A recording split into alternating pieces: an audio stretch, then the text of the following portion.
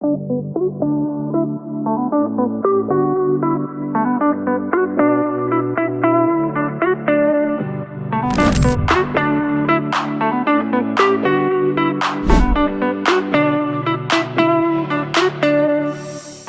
day everyone! Samahan niyo ako at i-welcome at i-congratulate natin ang ating pinakabagong mobile cart negosyante dito sa Bamban, Tarlac.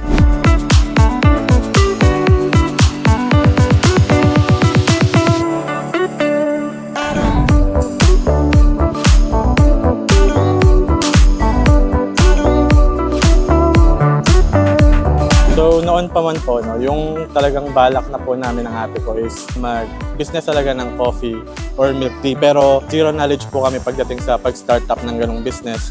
And doon po namin nahanap yung KRT. Unang-una po, nung nagpaplano kami na mag-open ng milk tea or coffee shop na business, isa sa mga challenges is yung pwesto kung saan pwedeng i-start yung business. So nung nalaman namin na pwede pala yung rolling cart na ganyan, doon namin na pinush kasi main advantage niya is pwede mo siyang dalhin kahit saan na merong events. Advantage siya kasi maraming mga tao na pwedeng bumili sa cart, and then hindi na rin pwedeng magbayad ng rent sa pwesto.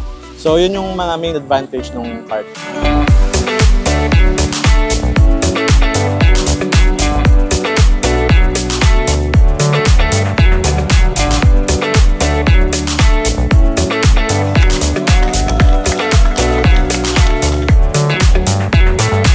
Sobrang grateful po kami sa KRT team kasi simula sa barista training, sa costing, creatives, sa lahat ng kinakailangan mo para makapag-startup ng business.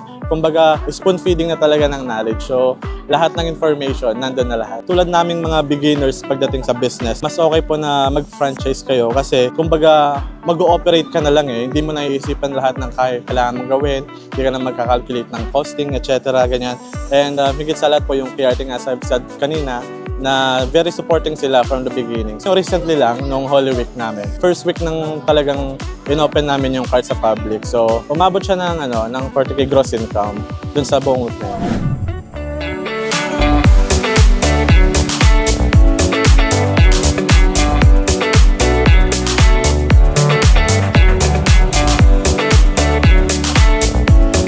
Napakasarap, napaka-creamy, napaka-delicious.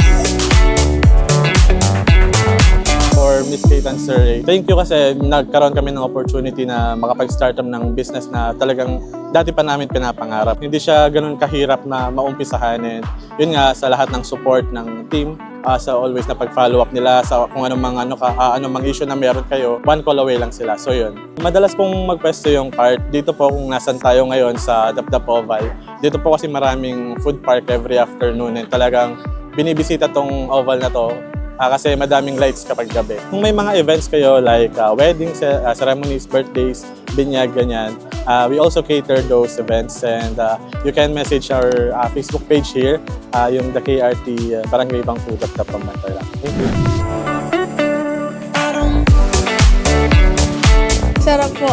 Okay po, perfect po sa panahon yung lamig po niya, tsaka nakaka-refresh po siya sa mainit na panahon.